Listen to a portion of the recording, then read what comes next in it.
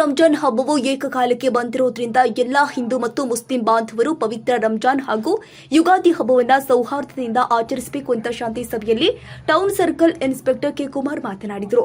ಇವರು ಸೋಮವಾರ ನಗರದ ಪೊಲೀಸ್ ಠಾಣೆಯಲ್ಲಿ ಹಿಂದೂ ಮುಸ್ಲಿಂ ಧರ್ಮದ ಜನಾಂಗದವರೊಂದಿಗೆ ಪವಿತ್ರ ರಂಜಾನ್ ಹಬ್ಬದ ಪ್ರಯುಕ್ತ ನಡೆದ ಶಾಂತಿ ಸಭೆಯಲ್ಲಿ ಮಾತನಾಡಿದ ಬಳ್ಳಾರಿ ರಸ್ತೆಯಲ್ಲಿ ಇರುವಂತಹ ಜಾಮಿಯಾ ಮಸೀದಿಗೆ ಬಂದು ಸೇರಿ ಬೆಂಗಳೂರು ರಸ್ತೆಯಲ್ಲಿ ಇರುವಂತಹ ಈದ್ಗಾ ಮೈದಾನಕ್ಕೆ ಮೆರವಣಿಗೆ ಮುಖಾಂತರ ಹೋಗುವಾಗ ಯಾವುದೇ ಅಡಚಣೆ ಉಂಟಾಗದಂತೆ ಸೂಕ್ತ ಪೊಲೀಸ್ ಬಂದೋಬಸ್ತ್ ಸುಗಮಗೊಳಿಸಲಾಗಿದೆ.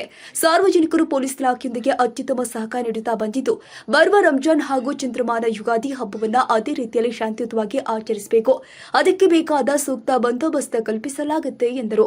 ಡಿವೈಎಸ್ಪಿ ಟಿಬಿ ರಾಜಣ್ಣ ಮಾತನಾಡಿ, ಬೆಂಗಳೂರು ರಸ್ತೆಯ ಈದ್ಗಾ ಮೈದಾನದವರೆಗೆ ಒಂದು ಭಾಗದ ಕಡೆ ರಸ್ತೆಯನ್ನು ಬಿಡುವು ಮಾಡಿಕೊಂಡು ಸಂಚರಿಸಿ ನಗರದಲ್ಲಿ ಹಿಂದೂ ಮತ್ತು ಮುಸ್ಲಿಂ ಬಾಂಧವರು ಅವರವರ ಹಬ್ಬವನ್ನು ಶಾಂತಿ ರೀತಿಯಿಂದ ಆಚರಿಸಿಕೊಳ್ಳಲು ಎಲ್ಲರೂ ಕೂಡ ಸಹಕರಿಸಬೇಕು.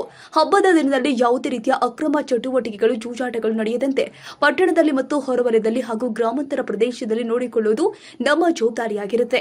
ಅಲ್ಲದೆ ಈ ವಿಚಾರದಲ್ಲಿ ಮಾಹಿತಿ ತೆಗೆದು ಕ್ರಮ ಕೈಗೊಂಡಿಲ್ಲಿ ಅದಕ್ಕೆ ತಮ್ಮ ಸಹಕಾರ ನೀಡಬೇಕು ಅಂತ ಹಾಜರಿದ್ದ ಎಲ್ಲಾ ಕೋಮಿನವರ ಮುಖಂಡರು ತಿಳಿಸಿದ್ದಾರೆ.